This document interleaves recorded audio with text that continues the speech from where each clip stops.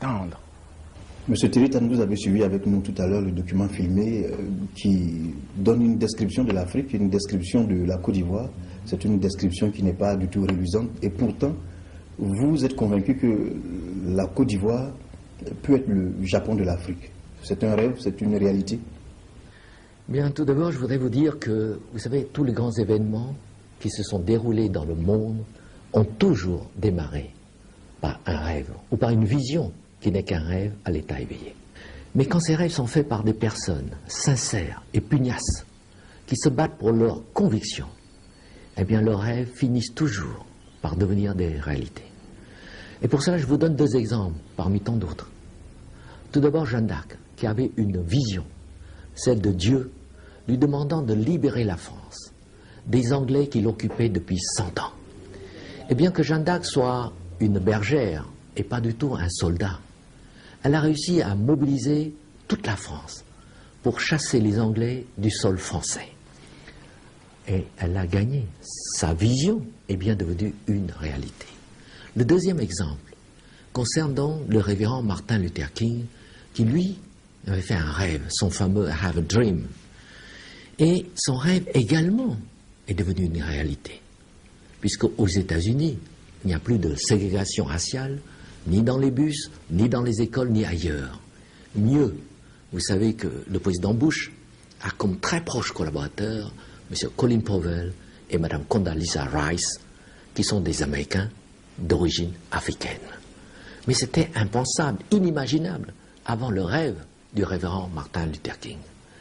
Et ces deux exemples, parmi tant d'autres, vous démontrent que les rêves qui s'assignent des missions importantes finissent toujours par devenir des réalités. Alors, rêver que la Côte d'Ivoire puisse devenir le Japon de l'Afrique est tout à fait réalisable. Oui, ce sont des exemples bien pris, mais j'ai l'impression que vous êtes en train de nous dire de façon subtile que l'Afrique a fait le mauvais choix vu les résultats économiques que nous avons actuellement. Ben, vous savez, à l'indépendance, nous n'avons pas fait que de mauvais choix, nous avons fait aussi de bons choix.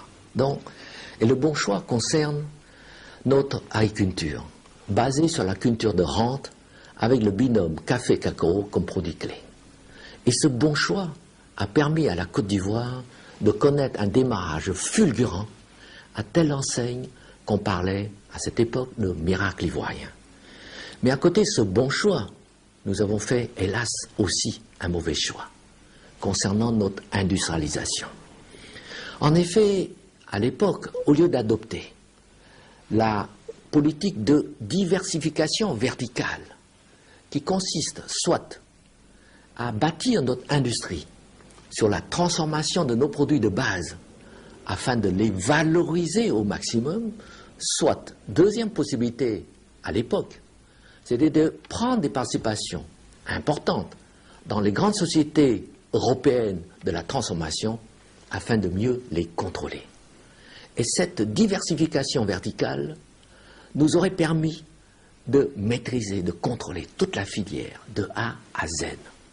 C'est-à-dire production, transformation, jusqu'à l'exportation et même la distribution de nos produits finis à forte valeur ajoutée dans le monde entier. Et cela nous aurait permis de gagner sur tous les tableaux. Ainsi, si les prix de nos matières premières baissaient, nous aurions gagné sur le prix de nos produits finis qui, eux, ne baissent jamais. Mais au lieu de cela, eh bien, nous avons fait le mauvais choix en utilisant la forte rente que nous avions à l'époque, parce que le prix du café et cacao à l'époque était très élevé. Et donc nous avons utilisé la forte rente que nous avions à l'époque pour financer les industries d'import-substitution qui, comme vous le savez, se contentent d'importer des produits quasiment finis de l'étranger, de les conditionner dans des petits emballages avant de les vendre sur le marché local. Mais comme elles n'utilisent pas les produits de nos planteurs, eh bien, elles n'apportent ni valeur ajoutée, ni richesse, ni emploi pour nos planteurs. Pire, pour protéger ces industries qui ne sont pas du tout compétitives, l'État s'est senti obligé d'élever les taxes et les réglementations pour les protéger.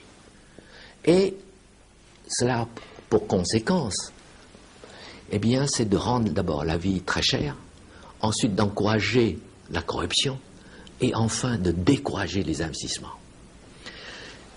Et là, on peut dire que la Côte d'Ivoire a donc fait un mauvais choix en adoptant cette politique économique d'import-substitution, préconisée, comme vous le savez peut-être, par l'économiste argentin Raúl Prebisch, qui a échoué partout dans le monde. Donc nous avons fait un bon et un mauvais choix. Alors, avec tout ce que vous venez de décrire, ces difficultés, compte tenu de l'échec de l'économie et d'import-substitution, quelle est l'autre alternative? En d'autres termes, comment faire un bon choix économique qui puisse concilier tous les intérêts? Bien, avant de parler de solutions, on doit d'abord se poser la question de savoir ce qui se passerait si on ne bouge pas, si on ne fait rien, si on ne transforme pas. En effet, vous savez, et tout le monde le sait, qu'à l'heure actuelle, la Côte d'Ivoire est bien le premier producteur de cacao et le 10e pour le café. Mais tout le monde sait également que d'autres pays, tels que la Malaisie, l'Indonésie ou le Vietnam, commencent aussi à planter le café cacao, avec des rendements 4 fois supérieurs à celui de la Côte d'Ivoire. C'est pourquoi si nous dormions sur nos lauriers, eh bien, nous risquons de nous réveiller avec des maux de tête terribles qui vont nous faire pleurer. Donc, pour éviter ces réveils pénibles, je pense sincèrement qu'il faut qu'on transforme très rapidement nos produits avant les autres, avant qu'il ne soit trop tard. D'autant plus que pour répondre à votre question, eh bien, à mon avis, la transformation reste le seul moyen pour concilier les intérêts des planteurs, des villageois, des citadins et même de la Côte d'Ivoire. En effet, la transformation touche en premier lieu les intérêts des planteurs, dans la mesure où la transformation valorise les produits agricoles, donc les produits de nos planteurs.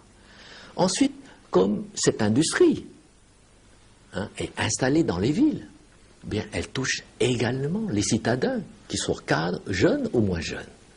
Et enfin, comme c'est une industrie exportatrice de produits finis à forte valeur ajoutée, eh bien, elle rapporte également beaucoup de devises fortes, c'est-à-dire de l'argent frais, qu'on appelle le fresh money, pour la Côte d'Ivoire. C'est tout cela qui va permettre de relancer, de financer la relance économique, le décollage économique de la Côte d'Ivoire, sans avoir besoin de s'endetter. Mais en tout état de cause, c'est bien la transformation qui a permis aux petits pays asiatiques de devenir les dragons. Et ces dragons, comme vous le savez, sont des tout petits pays. Ainsi, Taïwan est 10 fois plus petite que la Côte d'Ivoire. Et Singapour, dont tout le monde en parle, eh bien, Singapour est 500 fois plus petite que la Côte d'Ivoire. Et par-dessus le marché, ces petits dragons n'ont même pas de matières premières. Ainsi, Singapour ou Hong Kong sont obligés d'importer même de l'eau. C'est vous dire. Et pourtant, malgré tout cela, ces dragons ont réussi à devenir prospères, dynamiques, respectés. Et tout cela grâce à la transformation. C'est pourquoi j'ai toujours soutenu que la raison principale qui explique la nouvelle richesse de l'Asie et la pauvreté croissante de l'Afrique, c'est que l'Afrique a tout, mais elle ne transforme rien, alors que l'Asie n'a rien, mais elle transforme tout. Et lorsque ce cri sera entendu, alors la Côte d'Ivoire pourra devenir le Japon de l'Afrique. Je ne suis pas afro-pessimiste, mais je suis quand même inquiet. Malgré toutes les difficultés que vous venez d'évoquer, vous continuez de croire que la Côte d'Ivoire peut être le Japon de l'Afrique. Ben, non seulement je crois, mais j'en suis sûr que le Japon va devenir. Et je vais vous expliquer. C'est vrai qu'a priori, une telle comparaison entre le Japon, qui est la deuxième puissance économique du monde, et la Côte d'Ivoire, qui est en proie à de multiples difficultés, peut paraître choquante. Il est difficile de comparer ces deux pays, mais on va pouvoir le faire. Mais, comme on l'a dit, s'il ne s'agit que d'affronter des difficultés, eh bien, je peux vous dire que le Japon a démarré dans des conditions bien plus difficiles que celle de la Côte d'Ivoire à l'heure actuelle. Et pour vous le démontrer, je vais vous prendre quelques faits pris sur le plan historique, géographique et ressources naturelles. Tout d'abord sur le plan historique.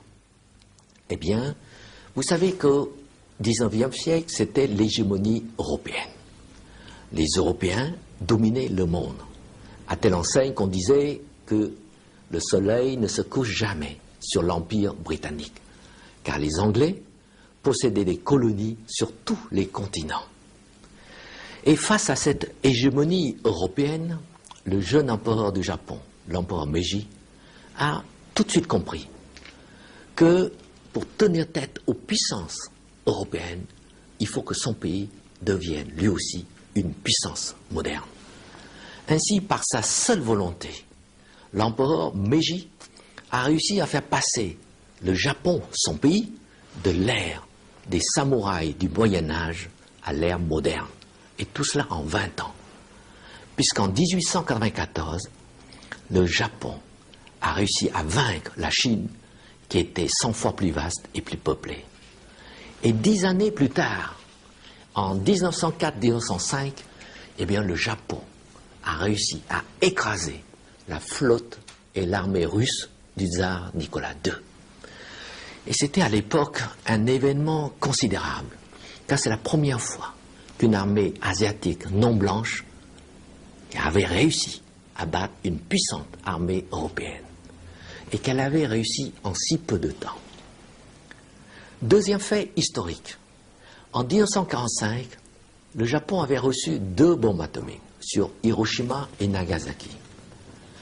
Et en outre, toutes ces autres villes, y compris Tokyo, ont été écrasées, anéanties par les bombardiers américains, les B-29, qu'on appelait les forteresses volantes. Et après l'armistice, en 1946, toutes ces usines ont été démantelées par le général américain MacArthur, qui voulait faire du Japon un simple pays agricole, sans aucune industrie. Donc tout cela se passait entre 1945 et 1950, c'est-à-dire 10 années à peine avant l'indépendance de la Côte d'Ivoire. Malgré tous ces problèmes qui sont gigantesques, le Japon a réussi non seulement à devenir la 2e puissance économique du monde, mais surtout à être aussi le premier créancier des États-Unis, le pays qu'il avait écrasé en 1945. Voilà les faits historiques qui vous démontrent qu'un pays, malgré toutes les pires difficultés, peut toujours se redresser et peut toujours devenir un grand pays dynamique, prospère et respecté dans le monde. Voilà que nous avons vu, si vous voulez, la comparaison sur le plan historique. Voilà, voyons, si vous voulez, un peu maintenant la comparaison géographique entre la Côte d'Ivoire et le Japon. La Côte d'Ivoire a 322 000 km² et le Japon 377 000 km². Eh bien, la superficie de ces 2 pays est tout à fait comparable. Mais comme le Japon est constitué d'îles volcaniques, eh bien, les Japonais ne peuvent vivre que sur les côtes.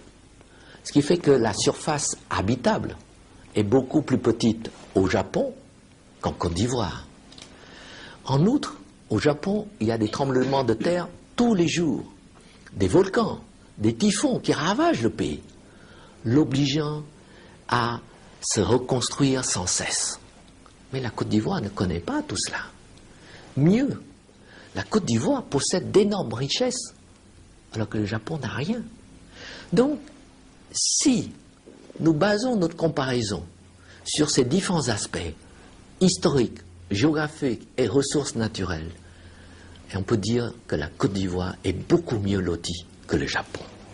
Donc, logiquement, c'est le Japon qui devrait se poser la question de savoir comment il pourrait devenir la Côte d'Ivoire de l'Asie. Dans ces conditions, rêver, imaginer que la Côte d'Ivoire puisse devenir le Japon de l'Afrique est donc tout à fait réalisable, tout à fait possible. Oui, mais comment et à quelles conditions pour être plus net sur le sujet? Eh bien, nous avons vu que malgré les conditions extrêmement difficiles, le Japon a réussi à devenir la deuxième puissance économique du monde. C'est-à-dire que son économie, l'économie japonaise, est équivalente à celle de l'Allemagne, de la France et de l'Italie, les trois pays réunis ensemble. Et pour obtenir ces résultats mirobolants, eh bien, naturellement, il y a comme condition la volonté. Parce que sans la volonté, on ne peut rien obtenir. Mais à côté de la volonté, il y a aussi la culture du grand philosophe Confucius, né il y a 2500 ans. Et cette culture confucienne donne une très grande valeur à la moralité, à la noblesse de l'homme et à son honneur, au travail, au respect des vieux, des anciens, à l'amour de la famille, à l'amour de la patrie. Mais si vous observez bien, beaucoup de ces valeurs confucéennes se retrouvent également dans les valeurs traditionnelles africaines. Mais hélas, malheureusement, l'Afrique a beaucoup perdu de ses racines traditionnelles au profit de certaines valeurs occidentales, et notamment le culte de l'argent. Il est aussi vrai que l'Afrique a perdu de ses racines, mais en tout état de cause, les Africains n'ont pas la même culture que les Japonais.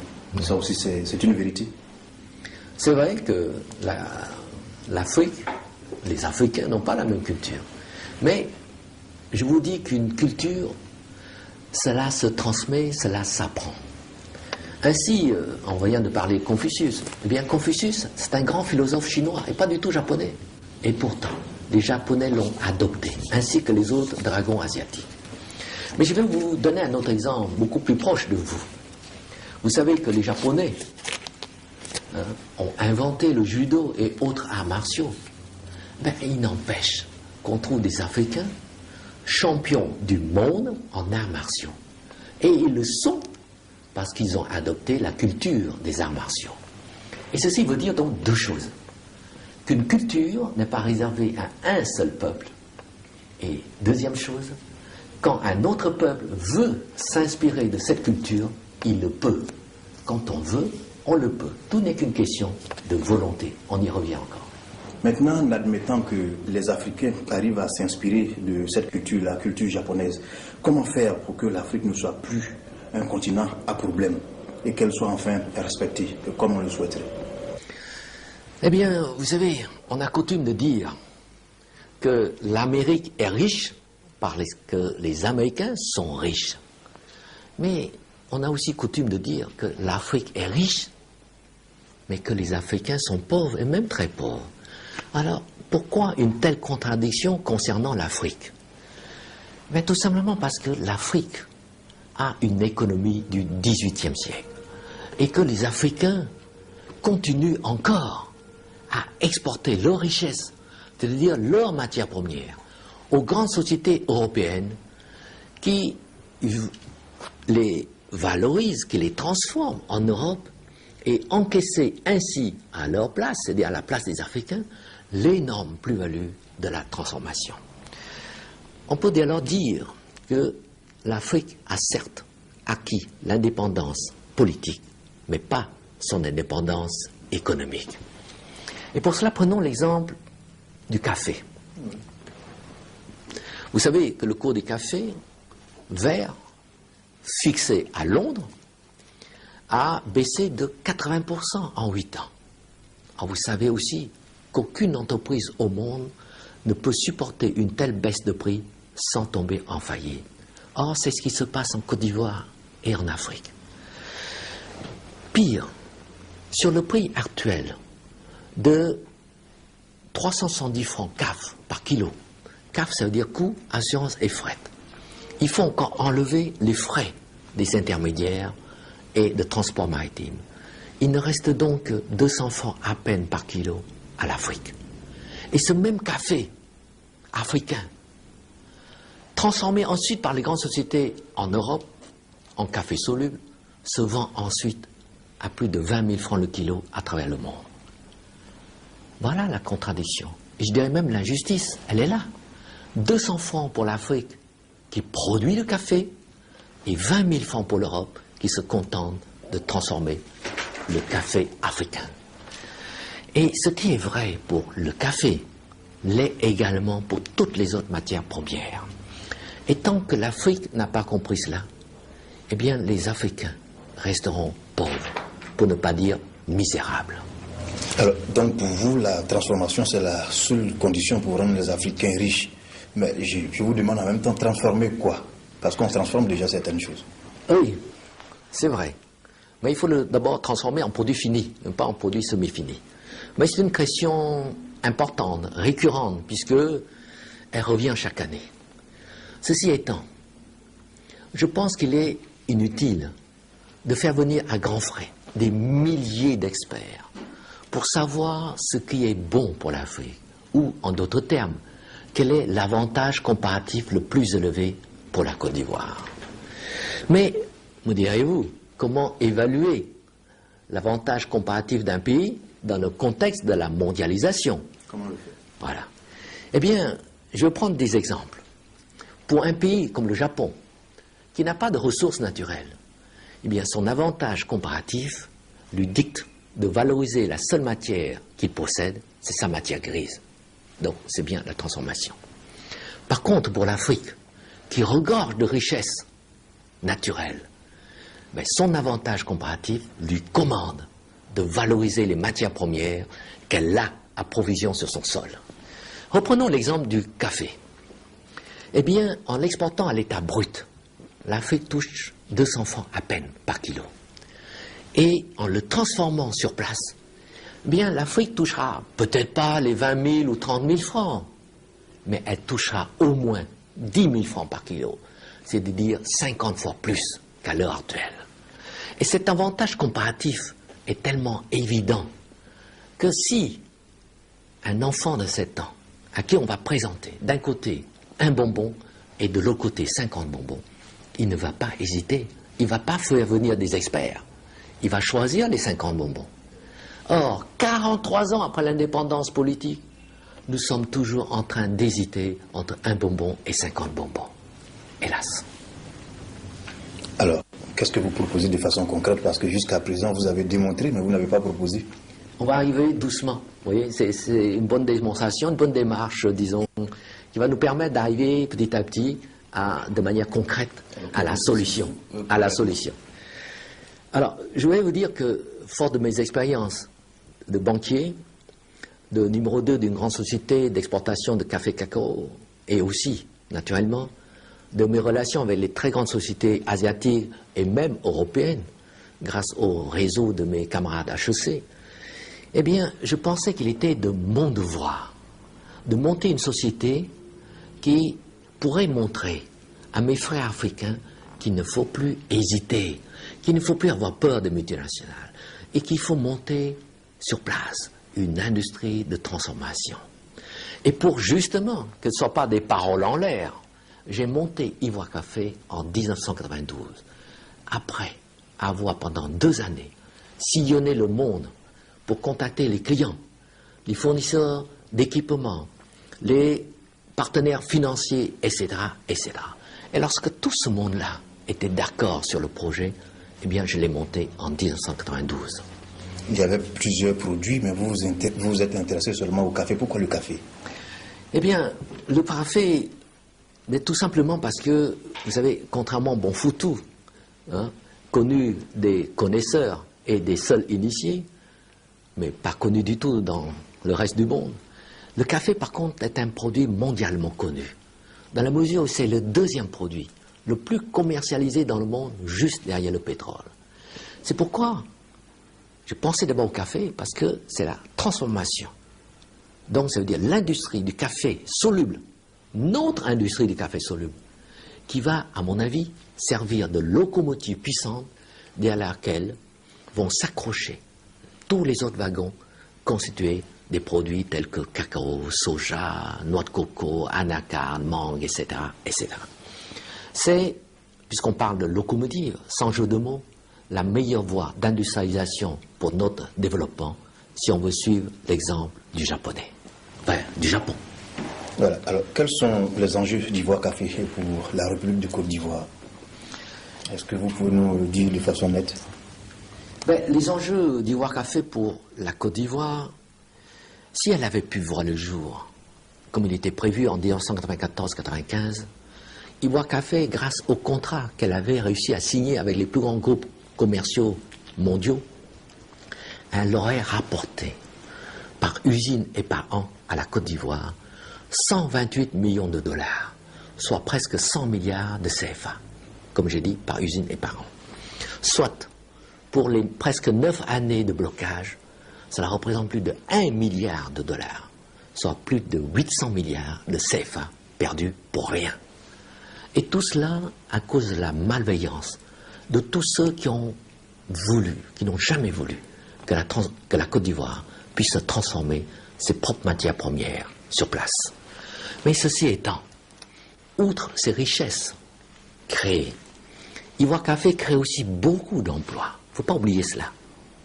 En effet, chaque usine crée 700 emplois de cadres et d'agents de maîtrise qui devaient être recrutés dès son démarrage en 1994.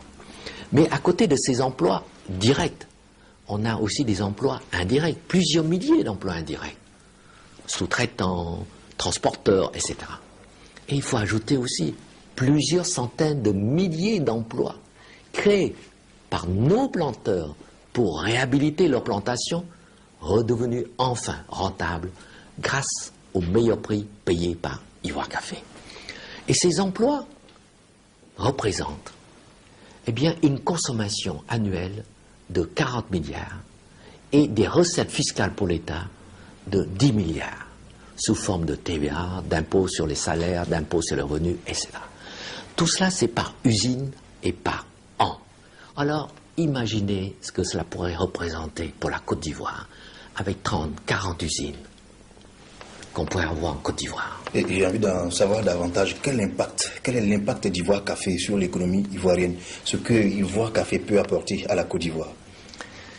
Eh bien, lors de ma conférence au Conseil économique et social, le 11 juin 2003, j'ai examiné en détail l'impact multiforme d'Ivoire Café sur tous les secteurs de l'économie ivoirienne.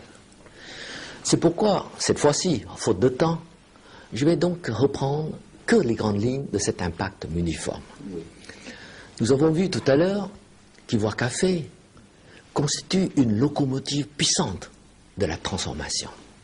Et la transformation elle-même est un véritable catalyseur, provoquant une réaction en chaîne bénéfique pour toute l'économie ivoirienne.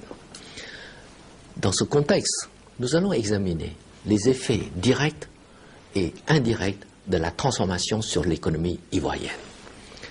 La transformation a deux effets directs sur l'économie ivoirienne. Tout d'abord, la transformation locale permet de valoriser nos produits en multipliant par 5, par 10, par 20, par 50 ou par 100, comme nous avons vu, les produits que nous allons transformer. Ça, c'est la première des choses.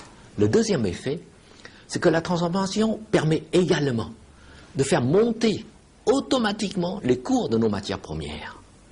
En effet, la transformation locale va réduire le tonnage de notre café vert, pour ne parler que de café, mais c'est valable pour les autres produits, va réduire donc le tonnage de nos produits destinés à l'exportation. Et donc de ce fait, les gens vont venir acheter à tout prix notre café et autres produits de crainte d'être en rupture de stock pour leur usine en Europe ou ailleurs.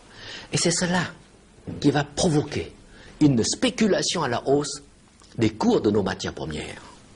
Mais savez-vous ce que cette hausse peut représenter pour la Côte d'Ivoire? Eh bien, pour vous donner un ordre de grandeur, nous allons prendre l'exemple du cacao.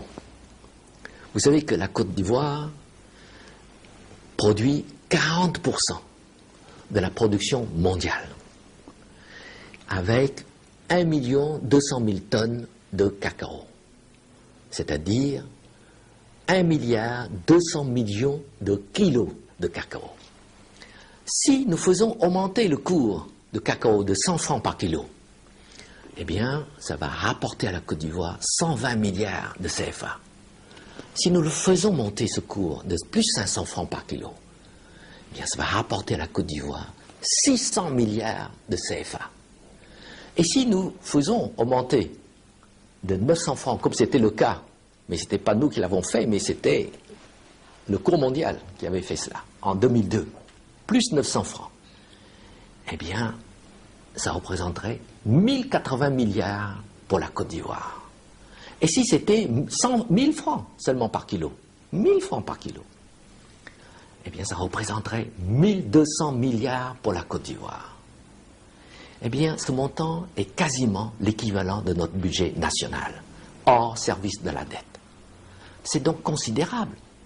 Considérable d'autant plus que cette montée des cours n'est plus épisodique, c'est-à-dire provoquée par les autres. Elle sera durable, dans la mesure où c'est nous qui provoquons cette montée des cours et c'est nous qui fixons les prix grâce à la transformation. Voilà, si vous voulez, rapidement, les deux effets directs de la transformation sur l'économie ivoirienne, qui sont vraiment très importants, comme vous pouvez le constater vous-même. Il y a des effets indirects que vous pourriez nous expliquer aussi. Oui, les effets indirects sont multiples là aussi. Nous avons vu les effets directs, mais il y a les effets indirects. Tout d'abord, sur les investisseurs. En effet, la réussite de la réalisation d'Ivoire Café va attirer les investisseurs en Côte d'Ivoire pour monter des usines du même type, pour transformer le cacao, le soja, les noix de coco, les fruits, l'anacarde, les mangues, etc., etc. Ainsi, ces investissements, qu'on appelle investissements étrangers directs ou IED, très importants, il y a des montants très importants, vont permettre de relancer l'économie de la Côte d'Ivoire sans que la Côte d'Ivoire n'ait besoin de s'endetter. Et ça, c'est très important. C'est comme ça que le Japon a fait. Alors, faisons comme le Japon. Mais l'effet indirect ne s'arrête pas là. Il y a un autre effet indirect, c'est sur le tourisme. Vous savez que le boom économique engendré par la transformation va amener rapidement le tourisme d'affaires.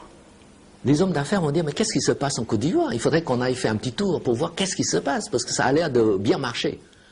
Donc, ça va attirer le tourisme d'affaires. Et le tourisme d'affaires va entraîner le tourisme populaire. Mais savez-vous que l'organisation mondiale, selon l'Organisation mondiale du tourisme, eh bien le tourisme est classé deuxième parmi toutes les industries du monde.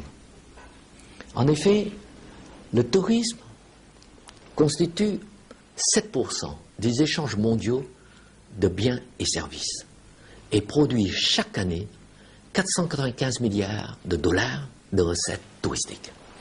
À titre d'exemple, l'île Maurice, qui n'a qu'une superficie de 2000 km², soit 160 fois plus petite que la Côte d'Ivoire, eh bien l'île Maurice a réussi à y attirer en 2002 700 000 touristes qui lui ont rapporté 700 millions de dollars, soit presque 500 milliards de CFA, soit plus que les promesses de prêts des bailleurs de fonds à notre égard. Donc, dans ce domaine, si la Côte d'Ivoire s'y prend bien, elle pourra faire, je pense, elle pourra faire ou espérer faire beaucoup mieux que l'île Maurice, qui est 160 fois plus petite qu'elle. C'est dire là aussi les perspectives importantes offertes à la Côte d'Ivoire pour devenir le Japon de l'Afrique. Vous avez abordé plusieurs aspects, mais il y a encore des impacts que vous n'avez pas évoqués. Oui, les effets indirects sont, comme j'ai dit tout à l'heure, multiples. On n'a pas terminé encore. Il y a le cinquième effet indirect sur les planteurs, les revenus des planteurs. En effet, le développement d'Ivoire Café a une importante incidence sur tous les secteurs, et notamment auprès des planteurs dont les revenus vont être multipliés par 10. En effet, la transformation touche tous les produits, comme nous avons vu tout à l'heure. Café, cacao, soja, noix de coco, anacarde, etc. Et de ce fait, nos planteurs vont toucher plus de revenus, et ce de manière régulière. En effet, il n'y aura plus dans l'année une campagne café ou cacao, mais des campagnes multiples de tous les produits que nous venons de citer. Et c'est pourquoi les planteurs vont percevoir régulièrement, tous les mois, pour ne pas dire tous les jours, des revenus provenant de la vente de leurs produits ainsi diversifiés. C'est ce que j'appelle la nouvelle agriculture intégrée et diversifiée. Diversifiée parce qu'elle touche tous les produits, et intégrée parce qu'on a intégré la transformation à la plantation, à la production. Et dans son contexte, chaque région va posséder ses usines de transformation sur place. Ainsi, ce développement industriel régional va participer activement à la politique de la décentralisation et aussi à la responsabilisation accrue de nos conseils généraux. Mais ce n'est pas fini. Nous avons un sixième effet indirect, c'est sur la cherté de la vie. En effet, grâce aux échanges accrus avec de nouveaux marchés, eh bien, nous pouvons acheter les produits là où ils sont les moins chers. Et la cherté de la vie, tant décriée par la population, est dès lors combattue grâce au raccourcissement du circuit de la distribution et à l'achat groupé. Ainsi, nos échanges vont se multiplier et la circulation des richesses va engendrer de nouvelles richesses qui, elles aussi, vont financer le redécollage économique de la Côte d'Ivoire et permettre ainsi, encore une fois, à la Côte d'Ivoire de devenir le Japon de l'Afrique. Mais, encore une fois, ce n'est pas encore terminé. Oui, ce n'est pas tout. Oui, ce n'est pas tout, effectivement. Ce n'est pas tout. On pourrait s'arrêter là, mais ce n'est pas tout. Il y a le septième effet, c'est l'effet indirect sur la mondialisation. Tout le monde parle de la mondialisation. Mais vous savez que la mondialisation signifie en pratique que dorénavant, eh bien, les puissants, c'est-à-dire les multinationales, peuvent librement et légalement avaler ou exploiter les petits que nous sommes. Et face à cette mondialisation ou globalisation, eh bien, il est inutile de crier que nous ne sommes pas d'accord, car c'est un fait inéluctable et un mouvement irréversible. Donc face à cette mondialisation et dans ces conditions, il serait beaucoup plus raisonnable de réfléchir à une parade. Or, la meilleure parade contre les multinationales, c'est d'être soi-même une multinationale. C'est pourquoi la Côte d'Ivoire se doit de posséder un grand groupe national comme Ivoire Café, qui a son siège social, ses installations, son centre de décision à Abidjan et non plus à Londres, à Paris ou ailleurs. Et ça, c'est très important, parce que je pense que la Côte d'Ivoire, à l'instar des dragons asiatiques, a besoin d'une structure moderne et puissante, seule capable d'attirer les investissements étrangers directs, que nous avons vus tout à l'heure, les IED, et seule capable aussi de tenir tête aux puissantes multinationales, comme l'avait fait l'empereur Meiji en son temps. Et en devenant puissante et riche, la Côte d'Ivoire sera respectée. Et il en sera de même pour les Ivoiriens, qui seront dès lors accueillis en Europe avec des fleurs et non plus avec des menottes. En effet, si les Ivoiriens trouvent du travail sur place, ils sont riches, eh bien ils iront en Europe en tant que touristes ou en tant qu'hommes d'affaires et non plus en tant que travailleurs clandestins. C'est pourquoi, à mon avis, la transformation industrielle est essentielle. Mais je sais aussi que sa réussite doit passer d'abord par la transformation des mentalités, nos mentalités. Il faut qu'on ait une mentalité de vainqueur. Et ce genre d'émission va y contribuer fortement. Merci à la RTI. Ceci étant, la transformation, le développement par la transformation, eh bien, c'est dans l'intérêt bien compris de tout le monde, y compris de l'Europe. Car il n'est pas recommandé pour l'Europe d'être un îlot de prospérité au milieu d'un océan de misère.